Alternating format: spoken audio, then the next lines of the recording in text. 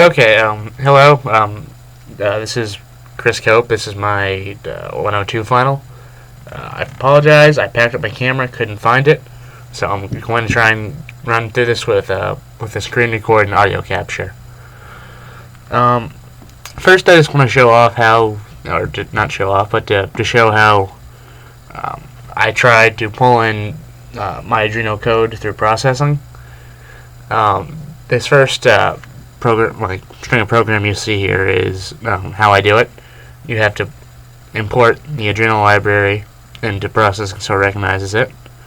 In the setup, you tell Adreno, or tell processing to look for Adreno, then to what analog you look for it, and then to print out the numbers for what you're going to get from the sensors, which then show up with this black box. So if I hit play, and then these are the values written down into the touch sensor. That's how I was trying to get my code. Not my code. That's just how I was trying to get my values from Adreno into processing. Unfortunately, there were some issues. What I was trying to do, originally, I wanted to make a game. Didn't work. I plugged in my 5 volt and it didn't work, which I'll show later in the video when I show the board and setup itself. So my next idea was to take the sensors and obviously make them do something interesting. So I took the generative art piece I'd been working on earlier, and I figured I'd try to modify that a little bit and make the sensors change that. Unfortunately, I couldn't quite do this. Whenever I tried to intertwine the Adreno numbers and the Adreno values into here to run as a variable for either the X mouse or the Y mouse, which is how it originally ran, I got a good deal of Java errors, which I was not sure how to fix. I don't claim to be a programmer, and nor will I ever be, unfortunately. But I also got a very blank white screen, which was not what I wanted. But I have all this down in here, and it's all coded well enough to work. If I hit play on this, drag this over here, it's set up to map with mouse X and YX. Based on the Y coordinate, it's going to change the height of the little circles, or the ellipses, in the background as well in this little the beam here you see.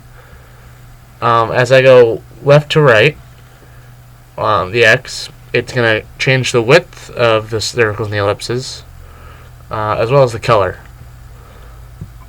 And what I wanted to do, sorry if it's very color changing here, I should probably stop that. What I wanted to do was I wanted to map these so that rather than using the mouse to change values, I wanted the sensors to. Like I said, unfortunately there were some problems in that, but I was at least happy to have something functional in this. Now I recorded a video as to the setup of this, which I'll try and run through here. Just bear with me 1 second.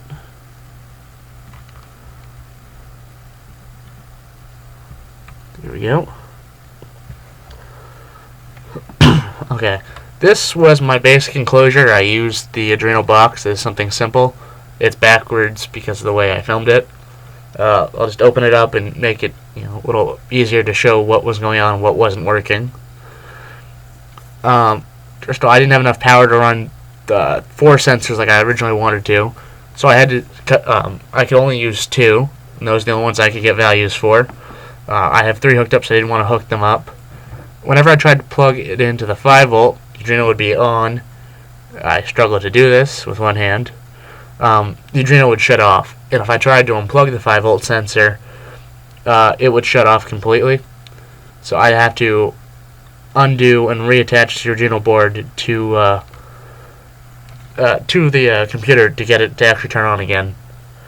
I'm not sure why it didn't work, or why I could only use the 3.3 volt sensor, but that made it a bit difficult to work with.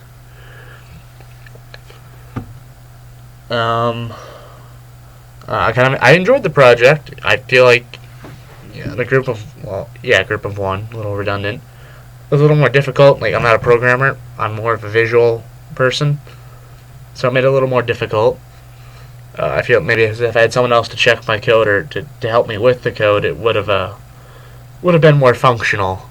Uh, but I guess overall I did enjoy the project, and I enjoyed toying around with this and spending an unusual amount of time in ASAP and getting hang out with people.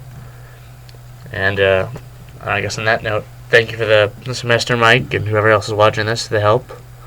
I must say I enjoyed it.